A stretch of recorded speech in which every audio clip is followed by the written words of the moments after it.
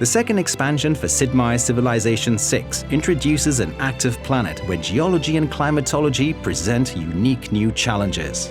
Face the threat and reap the bounty from natural disasters, manage your power sources wisely, and unite with leaders of other civilizations to find solutions to the challenges of a changing climate.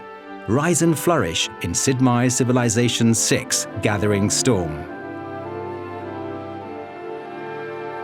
There's no escaping the power of nature as it shapes your world and affects your people's fortunes. Where you settle will have consequences that affect your civilization forever, as each terrain faces its own environmental challenges. Natural disasters can pillage or destroy your improvements and districts, but they may also refresh and enrich the lands after they pass. Volcanoes offer high risks, but high rewards, as eruptions can devastate surrounding areas, but volcanic soil is highly fertile and valuable. Storms are unpredictable, varying in size and impact. Desert sandstorms or ocean hurricanes can wreak havoc across your civilization, but also offer a chance of improved food yield in their wake. Blizzards and tornadoes are the most destructive of the storms, though blizzards may have some nice benefits if you're playing as Russia, while grassland tornadoes cause nothing but destruction. Weather every storm to rebuild stronger and smarter. The incredible benefits of settling near rivers now come with the additional dangers of flooding. Floods can destroy and pillage improvements, with even greater damage during severe flooding, but they also offer a chance of greater food yield afterwards. You can prevent river flooding by building a dam, or coastal flooding using new technologies like the flood barrier. The complexity of climate change is the final environmental challenge your people will face. As the game progresses and civilizations consume certain fuel resources, carbon dioxide will be released, leading to higher global temperatures and unique consequences, including increased storms or flooding and rising sea levels. While climate can destroy your civilization, resources will build it. Strategic resources are now divided into fuel to meet the power needs of your cities and late game units, and material to make resource-dependent units.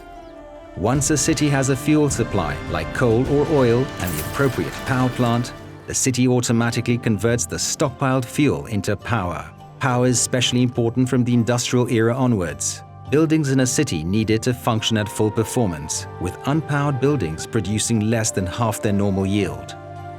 Military units also require material and fuel resources for production and maintenance, with resource-deficient units becoming weaker in combat. But be aware, your management of fuel will directly affect the world's temperature and the climate consequences your people will face. Alternatively, you may build green energy sources later in the game, such as hydroelectric dams and wind farms. Nuclear power plants can also provide cities with green power, adding only light carbon emissions, but the chances of a nuclear accident will increase as the power plant ages. Depending on the severity of the accident, the surrounding area will be subject to fallout, just as if a nuclear weapon had detonated. You can protect from this by performing maintenance on the nuclear power plant as a project. The true test of facing global changes is working with other civilizations. Make your voice heard among other leaders during meetings of the World Congress and craft a path toward diplomatic victory. Earn diplomatic favor through alliances, influencing city-states, competing in world games, participating in peace accords, and more. Use your favor to help or hinder others.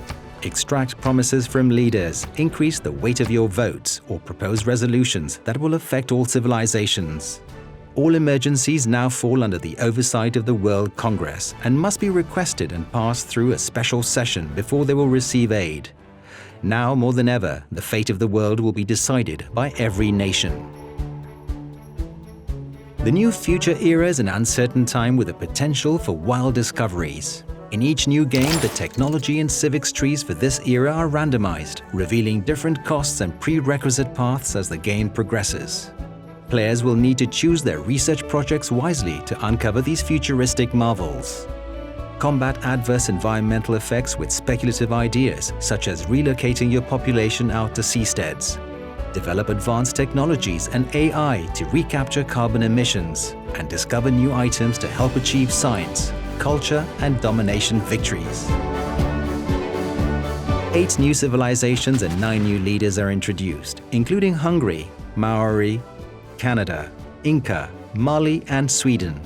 Each brings unique bonuses, gameplay, units, and more. The world is larger than ever with new world wonders, natural wonders, and units, including the GDR and Rock Band. Bend the map to your will with new improvements like railroads, mountain tunnels, and the Canal District. And survive the greatest disasters in history in the new scenarios The Black Death and War Machine.